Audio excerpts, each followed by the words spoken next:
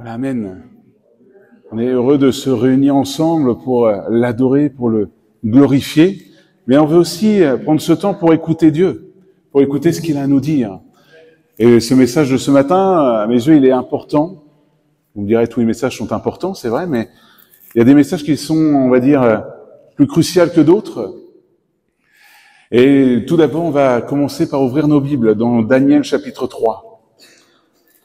Vous connaissez bien cette histoire, vous qui lisez la Bible, une histoire très connue.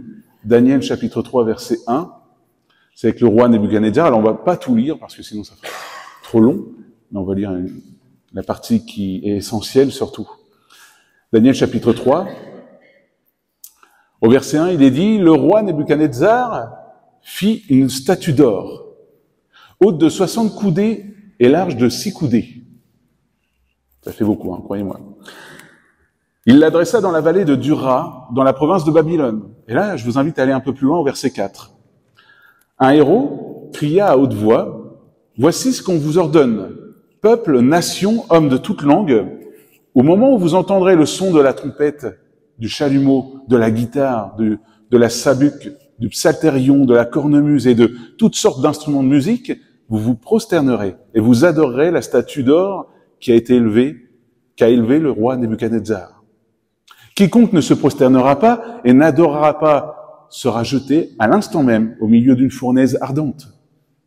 C'est pourquoi, au moment où tous les peuples entendirent le son de la trompette, du chalumeau, de la guitare, de la sabuque, du psalterion et de toutes sortes d'instruments de musique, tous les peuples, les nations et les hommes de toute langue se prosternèrent et adorèrent la statue d'or qu'avait élevée le roi Nebuchadnezzar. Amen. Ça s'arrête juste là-dessus.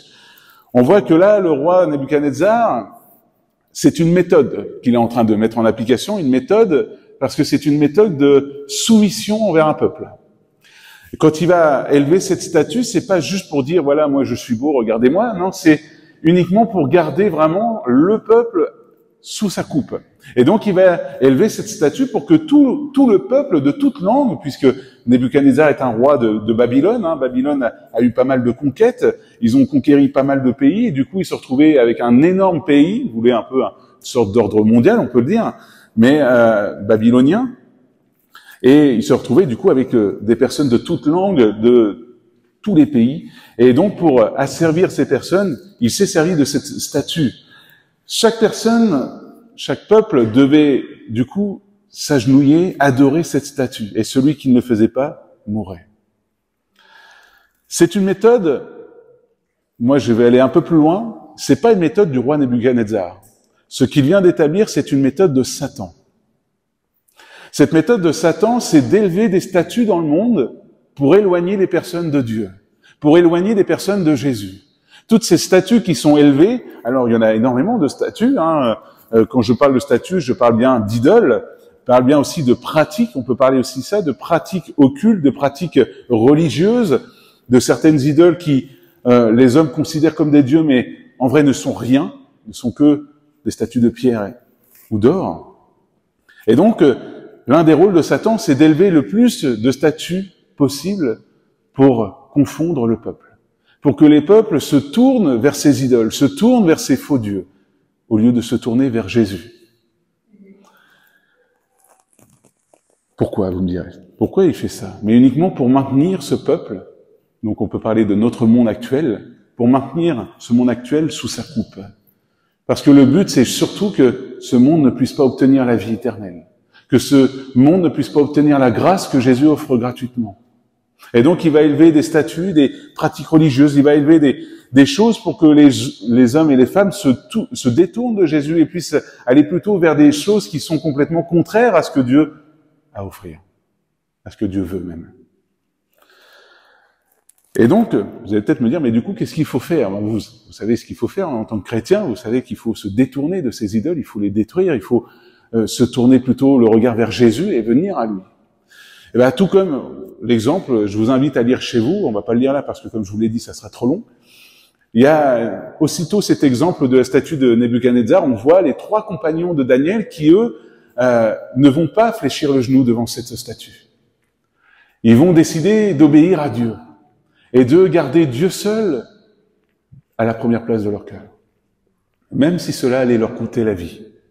Parce que Nebuchadnezzar a bien dit que celui qui ne se prosternerait pas serait jeté dans la fournaise. Mais on connaît la fin, pour ceux qui connaissent l'histoire, on connaît la fin, c'est que ces 3 compagnons vont résister à Nebuchadnezzar. Ils vont pas vouloir fléchir le genou devant. Et Nebuchadnezzar va les jeter dans cette fournaise. Mais Dieu va les préserver de cette fournaise. Ils ressortiront de cette fournaise indemnes. Même pas avec l'odeur du brûlé. On voit combien Dieu est fidèle. Quand on est fidèle à lui. Quand on est fidèle à Dieu, Dieu est fidèle envers nous. Voilà le thème d'aujourd'hui, les idoles. Les idoles, il y en a énormément, il y en a de nombreux, malheureusement.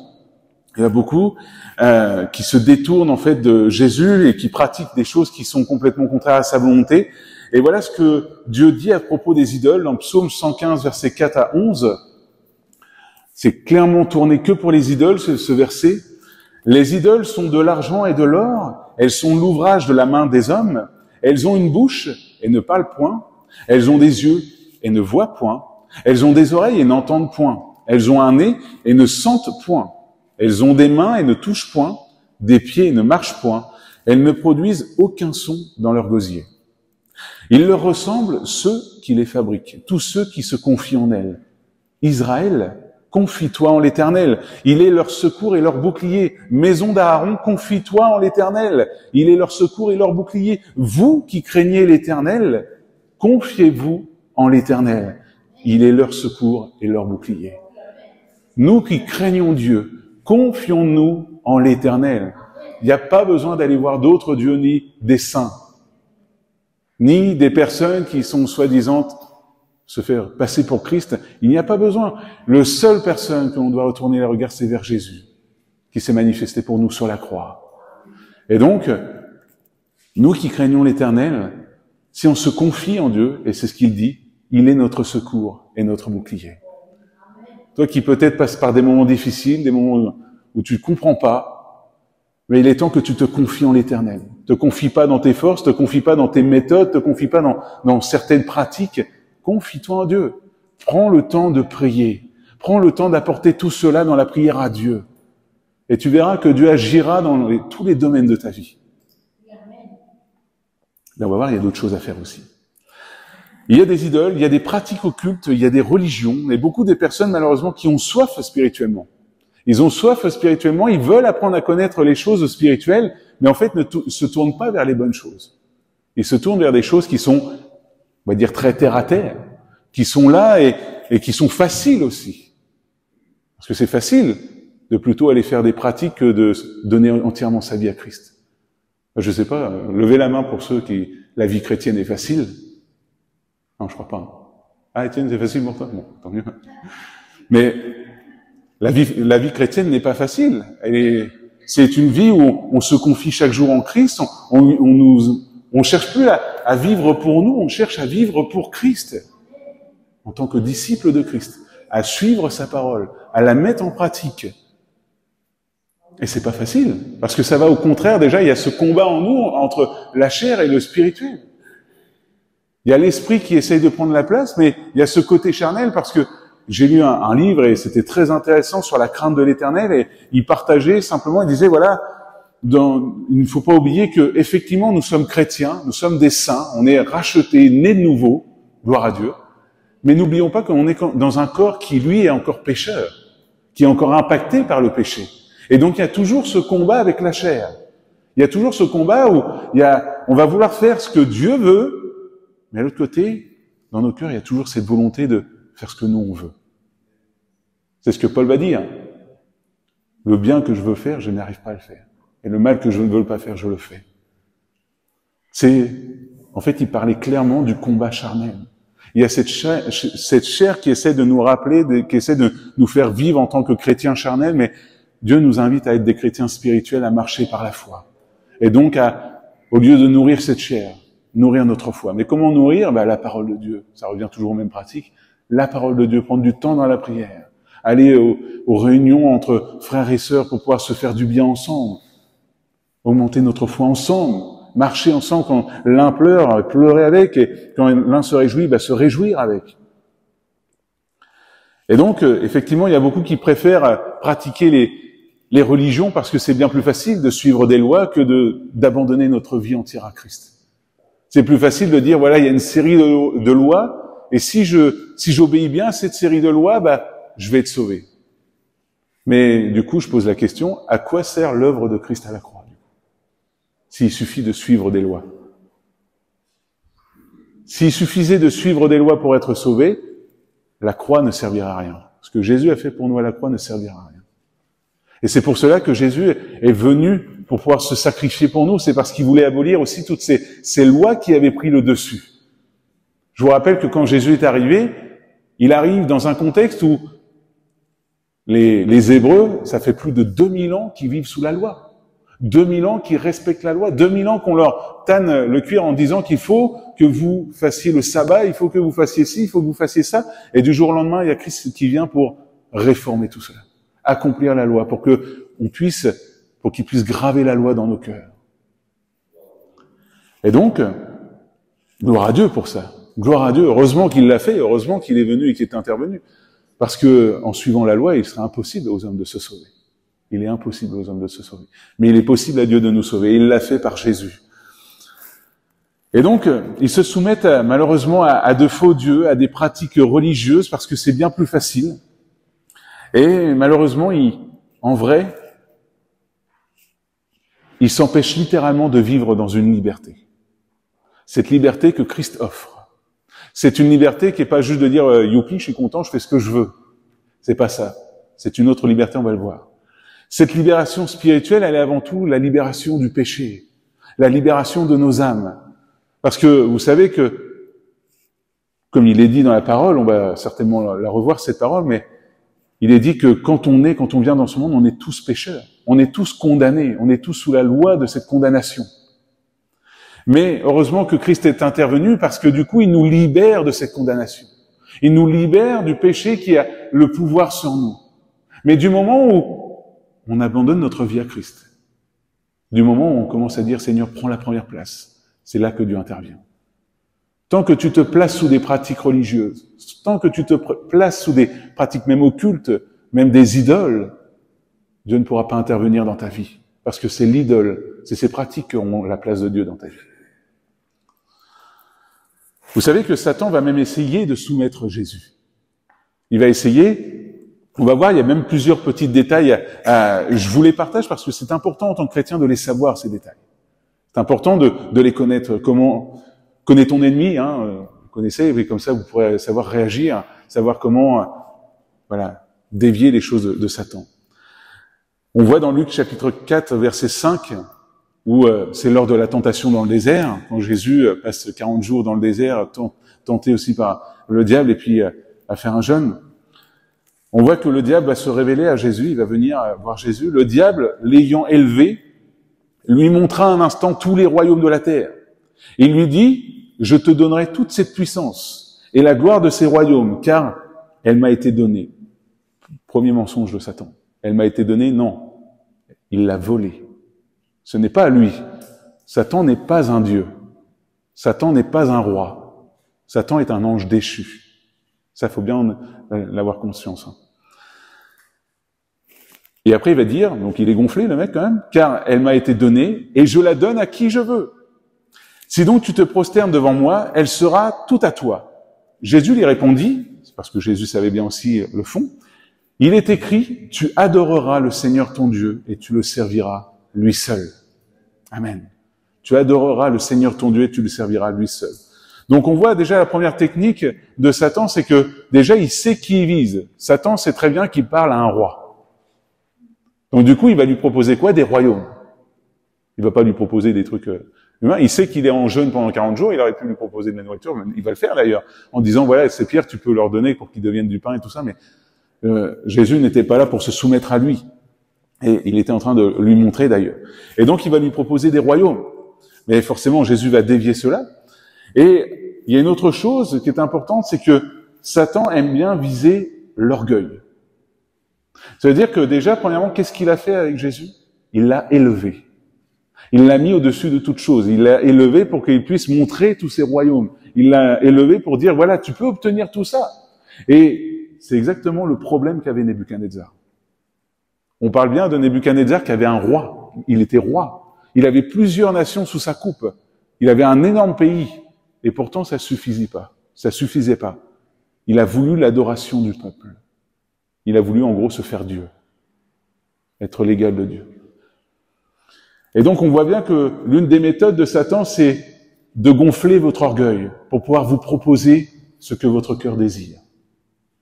Il va gonfler votre orgueil, il va vous élever, vous mettre sur un piédestal pour que vous puissiez vous dire, mais moi je peux avoir plus finalement. Et du coup, Satan va vous proposer plus.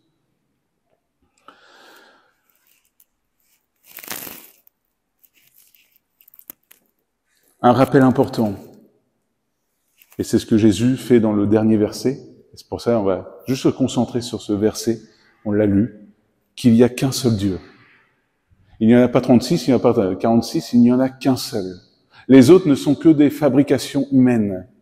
Les autres ne sont que on va dire des trompe-œil, des choses qui sont là pour vous tromper, vous amener loin de Jésus. Et donc, Satan, lui, va se servir de ces religions. Il va se servir de toutes ces idoles pour que vous puissiez vous confier en elles. Pour que vous puissiez laisser la place à cette idole dans votre cœur. Et c'est là que Christ est en train d'intervenir. Ce qu'il veut, c'est que vous puissiez détruire ces idoles, que vous puissiez laisser la place à Christ. On va le voir encore un peu plus tard. Satan essayait de soumettre Jésus, et c'était voué à l'échec. Jésus va lui rappeler qu'il n'y a qu'un seul Dieu, et qu'il en fait partie. Jésus est Dieu. Petit rappel de la condition de Satan. Satan, à la base, il s'appelait Lucifer. C'était un ange qui servait Dieu. Et d'ailleurs, Ésaïe va en parler. Il va dire de Lucifer, Ésaïe 14, verset 12, « Te voilà tombé du ciel, astre brillant, fils de l'aurore. Tu es abattu à terre, toi, le vainqueur des nations. Tu disais en ton cœur, je monterai au ciel, j'élèverai mon trône au-dessus des étoiles de Dieu, je m'assiérai sur la montagne de l'assemblée, à l'extrémité du septentrion, je monterai sur le sommet des nues, je serai semblable au Très-Haut.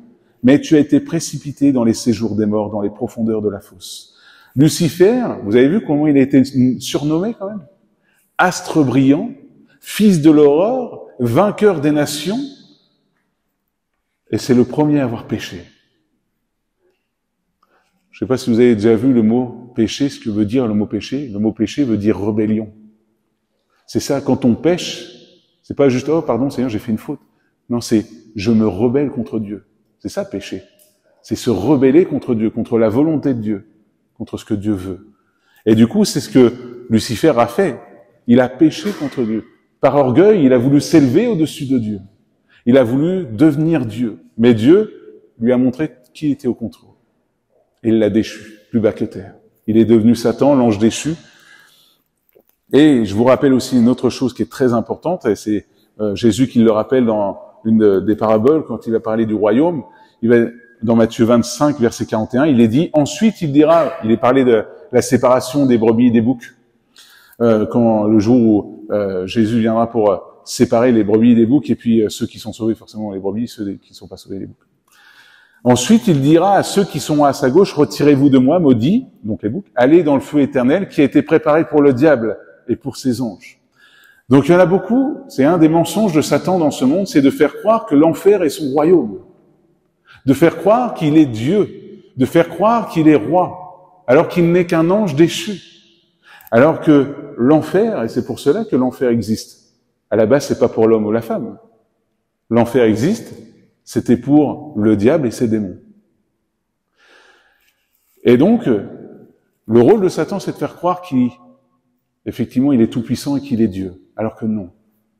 Et c'est là que c'est à nous de prendre conscience de cela. C'est qu'on a un ennemi qui est là. Et ce combat, nous, personnellement, en tant que chrétiens, on le connaît très bien, puisque c'est un combat que l'on mène dans la prière chaque jour, pour qu'on puisse gagner en terrain, qu'on puisse gagner, par exemple, cette ville de Fécamp à Dieu. Et c'est exactement ça, en fait. Voilà pourquoi il y a des idoles. Voilà pourquoi il y a des pratiques religieuses. C'est uniquement parce que Satan se sert de ça pour étendre son territoire. C'est comme cela qui gagne en puissance. Les personnes qui vont pratiquer des choses occultes, c'est uniquement des pions qui sont utilisés par Satan pour pouvoir étendre le territoire de Satan. Ils ne font que d'ouvrir des portes dans les cœurs des gens pour que Satan puisse s'immiscer et donner des démons. Voilà pourquoi il est dangereux de toucher aux choses occultes. Voilà pourquoi Dieu interdit de toucher aux choses occultes. C'est uniquement parce qu'il ne veut pas que nous ayons derrière des problèmes spirituels qui sont plus graves. Déjà, le péché en est un très grand. Alors, si en plus on s'ajoute des... Mais on sait que Jésus est au-dessus de tout. On sait que Jésus est capable de briser tous ces liens. Et si aujourd'hui tu as eu des pratiques dans ta famille ou toi-même, si aujourd'hui tu as eu des pratiques occultes, aujourd'hui Jésus peut briser ces pratiques.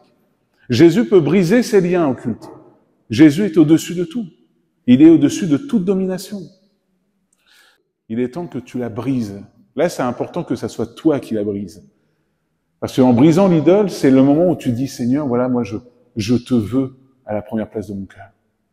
Les idoles, c'est quoi? C'est tout ce qui prend la place de Dieu. Ça peut être l'argent. Ça peut être son corps aussi. Le corps peut devenir une idole. Quand on commence à idolâtrer son corps, à faire, vous savez, la fameuse culture du corps, là, les bodybuilders, c'est tout ça. Le corps peut devenir une idole. Tout peut devenir une idole. Tout ce qui prend la place de Dieu devient une idole. Et c'est là qu'il faut briser ces choses. C'est là qu'il faut dire, Seigneur, moi, je veux pas que cette idole prenne sa place dans mon cœur. Je veux te laisser toute la place et abandonner tout entre tes mains. Une petite histoire. Il y avait un célèbre conquérant musulman du nom de Mahmoud qui traversait victorieusement le nord de l'Inde. Et il avait l'habitude de détruire toutes les idoles qui tombaient entre ses mains. C'était son habitude. Dès qu'il voyait une idole, il la détruisait.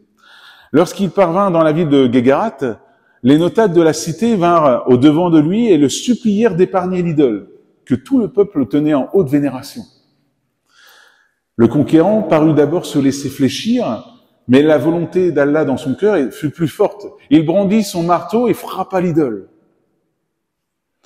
Et à sa grande surprise, il en sortit un flot de diamants et de pierres précieuses. Le peuple, en fait, avait caché tous les trésors dans cette statue, en pensant qu'elle serait épargnée.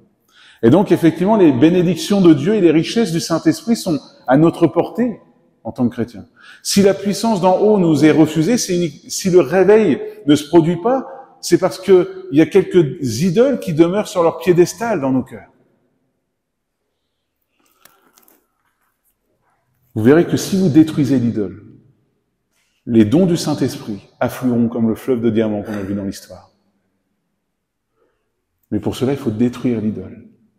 Il y a des personnes qui sont bloquées dans leur vie, c'est uniquement parce qu'ils ne veulent pas laisser la place à Dieu dans leur vie. Il y a des personnes qui sont bloquées que ça soit pour la guérison, que ça soit pour une avancée spirituelle, leur travail ou quoi que ce soit, c'est uniquement parce que vous ne laissez pas la place à Dieu dans vos vies. Vous êtes un peu comme les personnes qui conduiraient un bateau, qui tiennent le volant, mais qui refusent de laisser Dieu prendre le volant. Alors que vous êtes en train d'aller droit dans le mur, et Dieu veut vous remettre sur un chemin qui est bien mieux. Mais si il y a ces blocages, c'est parce qu'il y a des choses peut-être à ôter de sa place, des choses à remettre en priorité dans vos vies. Laissez Dieu prendre toute la place. Ça demande une part d'abandon total. Et tu verras qu'effectivement, tu vivras toutes les bénédictions. Si tu mets seulement Jésus en premier dans ta vie. On va parler un peu aussi du joug de Jésus. Vous connaissez, pour ceux qui connaissent l'histoire de Gédéon, est-ce que vous connaissez sa première mission? La première mission que Dieu a donnée à Gédéon. Est-ce que ça vous dit quelque chose ou pas? Non? On va le lire de toute façon. Juges chapitre 6, verset 25. C'est la toute première mission que Dieu va demander à Gédéon. Et c'est une mission personnelle. C'est-à-dire que ça le concerne lui. C'était pas encore pour Israël. Un petit peu, on va dire. Juges chapitre 6, verset 25. Dans la même nuit, l'Éternel dit à Gédéon, prends le jeune taureau de ton père et un second taureau de 7 ans. Renverse l'autel de Baal qui est à ton père et abat les pieux sacrés qui est au-dessus. Tu bâtiras ensuite et tu disposeras sur le haut de ce rocher un autel à l'Éternel, ton Dieu. Tu prendras le second taureau et tu offriras un holocauste avec le bois de l'idole que tu auras abattu. Gédéon prit 10 hommes parmi ses serviteurs et fit ce que l'Éternel avait dit. Mais comme il craignait la maison de son père et les gens de la ville, il l'exécuta de nuit et non de jour. Lorsque les gens de la ville se furent levés de bon matin, voici l'autel de Baal était renversé, le pieu sacré placé au-dessus, était abattu. Et le second taureau était offert en holocauste sur l'autel qui avait été bâti. Ils se dirent l'un à l'autre, qui a fait cela? Et ils s'informèrent et firent des recherches. On leur dit, c'est Gédéon, fils de Joas, qui a fait cela. Alors les gens de la ville dirent à Joas, fais sortir ton fils et qu'il meure, car il a renversé l'autel de Baal et abattu les pieux sacrés qui étaient au-dessus. Joas répondit à tous ceux qui se présentèrent à lui, et est-ce à vous de prendre parti pour Baal? Est-ce à vous de devenir à son secours? Quiconque prendra parti pour Baal mourra avant que le matin vienne. Si Baal est un dieu, qu'il plaide lui-même sa cause, puisqu'on a renversé son autel. Et en ce jour, l'on donna à Gédéon le nom de Jérubal, en disant que Baal plaide contre lui, puisqu'il a renversé son autel.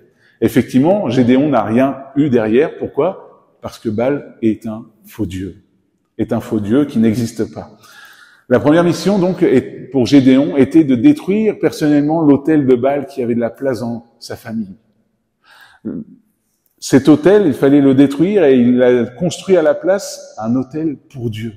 Ça veut dire que là, il était en train de ôter les choses, il a ôté le faux Dieu qui était là, il a mis Dieu à la première place. Et c'est ce qu'il faut aussi pour nous faire. Quand on est dans des blocages, c'est uniquement parce que Dieu veut qu'on détruise certaines idoles, des choses qui ont pris sa place dans nos vies. Juste pour info, le Baal, c'est un faux dieu créé par les Akkadiens du pays de Mésopotamie. C'est les peuples qui sont au nord d'Israël, qui se sont propagés et puis qui ont apporté aussi ces faux dieux. Et donc, c'est pour cela que Dieu va charger Gédéon aussi de détruire l'idole pour pouvoir reprendre la première place dans ce pays. Dans les cœurs du village, mais aussi dans le cœur de Gédéon surtout. Jésus va dire, en Matthieu chapitre 11, verset 28, « Venez à moi, vous tous qui êtes fatigués et chargés, et je vous donnerai du repos. Prenez mon joug sur vous et recevez mes instructions, car je suis doux et humble de cœur, et vous trouverez du repos pour vos âmes, car mon joug est doux et mon fardeau léger. » Il est parlé de joug. C'est quoi un joug? Étienne, si tu peux mettre l'image, s'il te plaît, je vais vous montrer vite fait. Alors Dieu n'est pas en train de vous traiter comme des animaux, je vous rassure. Voilà, un joug, c'est ce qui est à la tête des bœufs. C'est ce qui maintient les bœufs attachés à l'attelage derrière. Et c'est utile parce que vous allez voir que le bœuf, quand il est attaché comme ça, il ne peut faire qu'une chose, c'est aller tout droit pour être dans ce service. Alors bien sûr, Jésus ne nous traite pas comme des animaux, il veut pas qu'on soit comme cela, bien sûr. Mais et c'est pour ça qu'il le précise, mon joug est doux et léger. Prenez mon joug sur vous, recevez mes instructions, car je suis doux et humble de cœur, et vous trouverez du repos pour vos âmes, car mon joug est doux et mon fardeau léger. Pourquoi il va dire ça? Parce que dans ce service, quand nous sommes sous le joug de Jésus, c'est Jésus lui-même qui nous aide. Il n'est pas là pour nous assouvir, il n'est pas là pour nous fatiguer, il n'est pas là pour nous achever par ce joug. Justement, il nous porte et il nous aide dans ce service. Il le dira lui-même, sans moi, vous ne pouvez rien faire. Et donc, ce joug n'est pas lourd. Pourquoi? Parce que uniquement, c'est Christ qui a porté tout à la croix, surtout avant tout. C'est lui qui a tout fait. Il n'y a plus rien d'autre à faire qu'à venir à Christ et accepter sa grâce, accepter son salut. Dans ce service, Jésus nous soutient, il nous porte, il nous aide chaque jour. Parce que c'est pas un joug qui nous épuise, c'est pas un joug qui nous abat, comme je vous l'ai dit. C'est dans Jean 15, verset 5, où il est dit « Sans moi, vous ne pouvez rien faire ». Ce joug, donc comme je vous l'ai dit, sert à l'animal pour qu'il ne tourne pas à droite et à gauche. À nous aussi, c'est pour qu'on puisse rester sur le seul et unique chemin, qu'est Christ. Pour pas qu'on se détourne à droite ou à gauche du chemin que Dieu a prévu pour nous. C'est à nous de nous laisser c'est à nous de marcher par la foi dans la volonté de Dieu et d'accepter de marcher dans sa grâce. Et donc pour cela, il faut, et ça c'est à nous, détruire l'idole, remettre Dieu à sa première place et tout abandonner entre ses mains. Dire Seigneur, ma vie t'appartient, tout t'appartient. Et c'est comme cela que tu verras certains blocages complètement se débloquer quand tu laisseras enfin prendre Dieu sa première place dans ta vie. C'est là que tu verras des bénédictions, des guérisons, des délivrances, du baptême dans le Saint-Esprit. C'est uniquement quand tu abandonneras enfin tout le contrôle à Dieu. Quand tu diras, Seigneur, voilà, je veux faire ta volonté. Prends ta première place. Et donc, Pourquoi faire ça? C'est uniquement, et on en a parlé un tout petit peu tout à l'heure, pour marcher dans la liberté de Christ. En tant que chrétiens, nous sommes libres du péché. Et nous sommes libres, nous sommes dans une nouvelle vie qui est impactée par la liberté que Christ nous a offerte. Alors c'est pas, comme je vous l'ai dit, c'est pas une liberté pour dire maintenant je fais ce que je veux, je peux pécher comme je veux, quoi. Non, c'est une liberté de devenir enfant de Dieu, de dire moi je veux être ce disciple qui suit Christ, qui marche dans sa volonté, qui obéisse à sa parole. Comme je vous l'ai dit tout à l'heure aussi, Romains 3, 23, il est dit qu'on est tous pécheurs et qu'on est tous privés de la gloire de Dieu.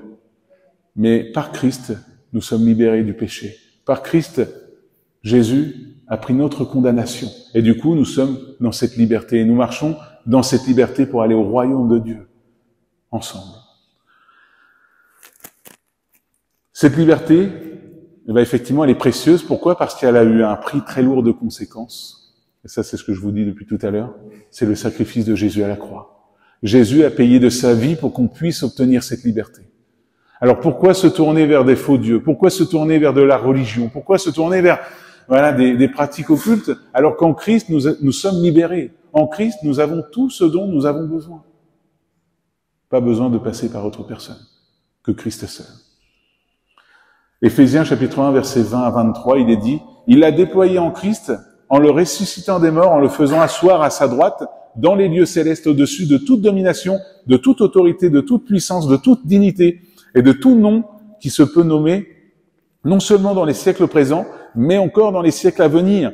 Il a tout mis sous ses pieds et il l'a donné pour chef suprême à l'Église, qui est son corps, la plénitude de celui qui remplit tout en tous. » Amen. Jésus est au-dessus de toute chose. Je le répète encore, si tu es dans des liens de l'occultisme, sache que Jésus est au-dessus de toute domination. Et il peut te libérer de ces liens occultes. Il peut briser tous ces liens. Et donc, en suivant Jésus, en donnant ta vie à Jésus, tu deviens donc une créature née de nouveau. Une créature qui est assise dans les lieux célestes. Tu es maintenant enfant de Dieu. Et tu as libre accès à toutes les bénédictions de Dieu en Jésus. Maintenant, c'est à nous de ne pas retourner dans certains jougs, de ne pas retourner dans certains liens. Et c'est pour cela qu'il faut veiller personnellement à nos cœurs. 2 Corinthiens chapitre 6, verset 14. « Ne vous mettez pas avec les infidèles sous un joug étranger. Car quel rapport y a-t-il entre la justice et l'iniquité ? Ou qu'y a-t-il de commun entre la lumière et les ténèbres? Quel accord y a-t-il entre Christ et Bélial? Ou quelle part a le fidèle avec l'infidèle? Quel rapport y a-t-il entre le temple de Dieu et les idoles? Car nous sommes le temple de Dieu vivant, comme Dieu l'a dit. J'habiterai et je marcherai au milieu d'eux, je serai leur Dieu et ils seront mon peuple. C'est pourquoi sortez du milieu d'eux et séparez-vous, dit le Seigneur. Ne touchez pas à ce qui est impur et je vous accueillerai. Je serai pour vous un père et vous serez pour moi des fils et des filles, dit le Seigneur Tout-Puissant. Amen. Quelle part a le fidèle avec l'infidèle? Quel rapport y a-t-il entre le temple de Dieu et les idoles? Il n'y en a aucun. Nous sommes le temple de Dieu en tant qu'enfants de Christ. Et donc, il ne doit pas y avoir d'idoles dans nos vies. Il ne doit pas y avoir de choses qui prennent la place de Dieu, que ce soit l'argent, le corps ou quoi que ce soit d'autre. Rien ne doit prendre la place de Dieu. Ne nous remettons pas sous un joug de faux dieux, ni de religion. Ne commençons pas à devenir des légalistes non plus en disant il faut suivre la loi. Je suis tombé sur une dame hier qui me disait « Moi, j'étais évangélique et maintenant je suis la Torah maintenant. » Alors moi j'étais là, je fais « Ok, tu es libre après. » Mais je fais « Mais est-ce que du coup tu sacrifies comme il est demandé dans la Torah ?»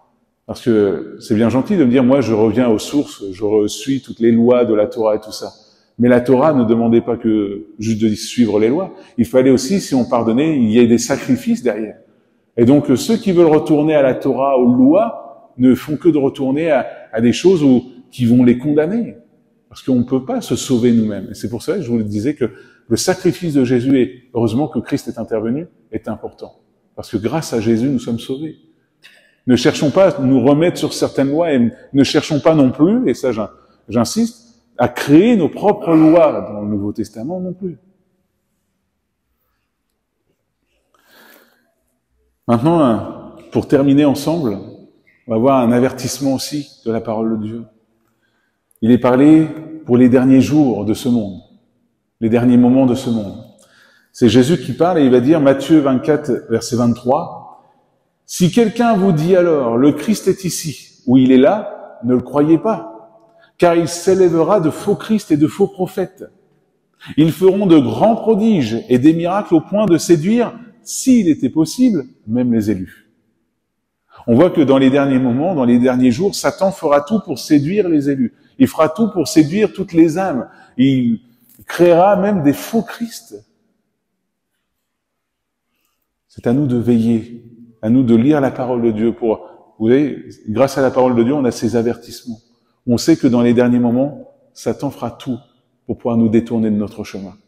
À nous de nous maintenir sous le joug de Jésus. À nous de chercher à faire la volonté de Dieu, à être ses disciples qui servent Christ et qui laissent surtout la première place à Dieu et non à d'autres idoles. Et il dit aux Juifs qui avaient cru en lui, « Si vous demeurez dans ma parole, vous êtes vraiment mes disciples. Vous connaîtrez la vérité et la vérité vous affranchira. » Exactement. Pour retraduire, la vérité vous rendra libre. Quand on connaît la vérité par la parole de Dieu, on sait que cette parole de Dieu nous donne cette liberté. Elle nous donne cette vraie liberté en Jésus seul.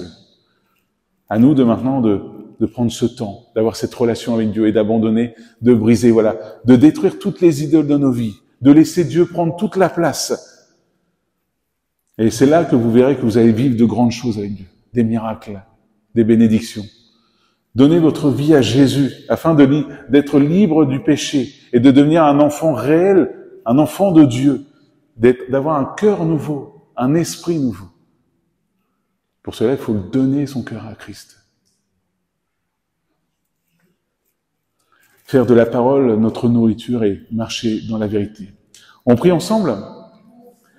Père éternel, merci Seigneur. Merci parce que oui, tu es le seul et unique Dieu. Il n'y en a pas d'autre devant toi. Et je reconnais, Seigneur, que nous avons tant besoin de toi chaque jour. Chaque jour, Seigneur, nous cherchons à ce que tu puisses toujours avoir cette première place dans nos vies, dans nos cœurs. Et s'il y a un frère ou une sœur ou une personne qui est là présent, Seigneur, et qui a touché à l'occultisme, Seigneur, viens, s'il te plaît, par ton Saint-Esprit, briser ces liens. Viens par ton Saint-Esprit chasser, Seigneur, peut-être ce qui peut condamner dans leur vie. Merci, Père éternel, pour ce que tu fais, parce que nous désirons qu'une seule chose, comme je l'ai dit, et je le répéterai encore, que tu puisses prendre toute la première place dans nos cœurs et dans nos vies. Seigneur, prends tout, Seigneur. Tout appartient à nos cœurs, nos vies, Seigneur. Tout est pour toi, Jésus. Merci, Seigneur, de chasser toute idole, de chasser toute pratique religieuse, mais qu'on puisse avoir cette vraie relation avec toi, comme tu le souhaites, Jésus. Alors, dans le nom de Jésus, merci pour ce que tu es en train de faire dans les vies. Merci parce que tu es en train de relever, d'encourager. Merci parce que tu es en train aussi de briser des obstacles qui peuvent être là, Seigneur. Viens, s'il te plaît, baptiser du Saint-Esprit. Viens, s'il te plaît, renouveler les cœurs. Viens souffler sur les vies. Merci pour ce que tu fais, Seigneur. Dans le nom de Jésus, à toi la gloire, Père. Amen. Gloire à Dieu.